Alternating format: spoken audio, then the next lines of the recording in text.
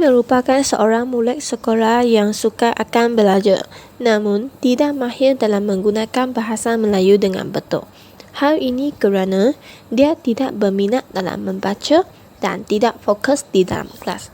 Dia sering diejek oleh rakan kelasnya kerana tidak mahir dalam menggunakan bahasa Melayu dan mendapat nilai rendah dalam ujian bahasa Melayu di sekolahnya. Ali merasakan dirinya tidak hebat seperti kawan-kawannya yang lain. Namun, Cikgu Sakinah tetap memberi semangat kepada Ali untuk berusaha lagi.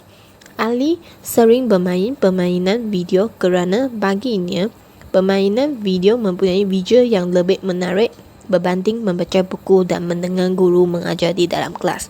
Oleh itu, guru mata pelajaran Bahasa Melayu Ali iaitu Cikgu Sakinah mencari pendekatan untuk meningkatkan kefahaman Ali terhadap mata pelajaran Bahasa Melayu dan membantu Ali meningkatkan kemahiran dalam menguasai Bahasa Melayu. Untuk tugasan kumpulan ini, kami telah memilih Google Site untuk melancarkan My Pintar Melayu dengan membantu murid-murid dalam menguasai kemahiran penggunaan Bahasa Melayu. Mengapa kami memilih Google Site? Kami memilih Google Site ini kerana ia mesra guru serta murid.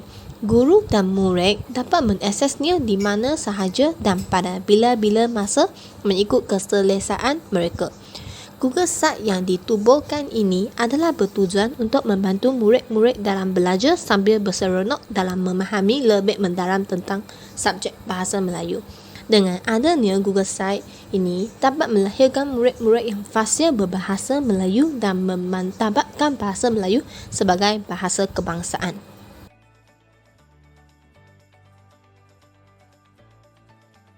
Saya akan menerangkan kaedah penggunaan My Pintar Melayu.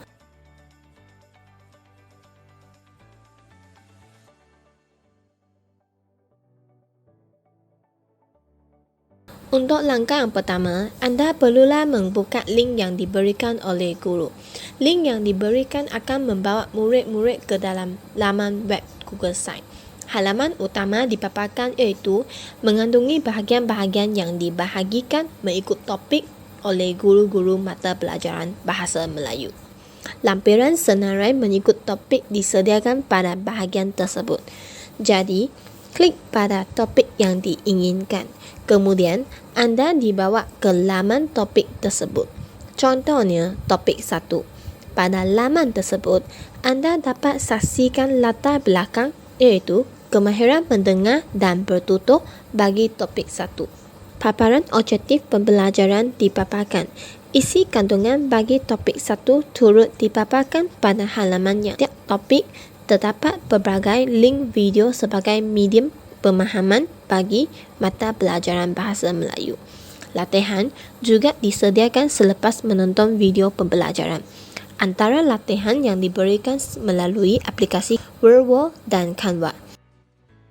Dalam aktiviti ini terdapat 4 topik yang disediakan bagi membantu murid-murid ini mahir Bahasa Melayu. Untuk topik yang pertama ialah kemahiran mendengar dan bertutur.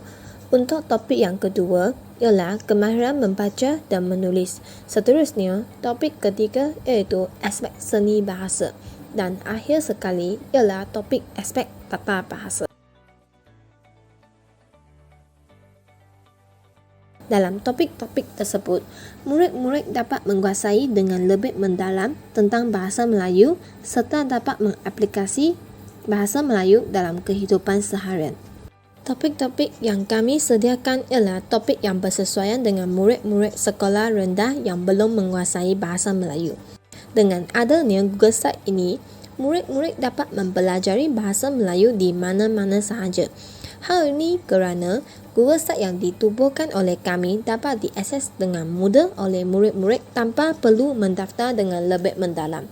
Ia juga merupakan projek yang ditubuhkan untuk membantu murid-murid yang kurang berkemampuan dari segi kewangan ketika belajar kerana Google Site ini adalah sistem pembelajaran percuma kepada murid-murid.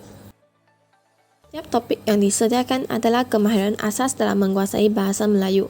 Topik-topik ini merangkumi kemahiran asas mata pelajaran Bahasa Melayu yang dapat melahirkan murid-murid fasih dalam Bahasa Melayu.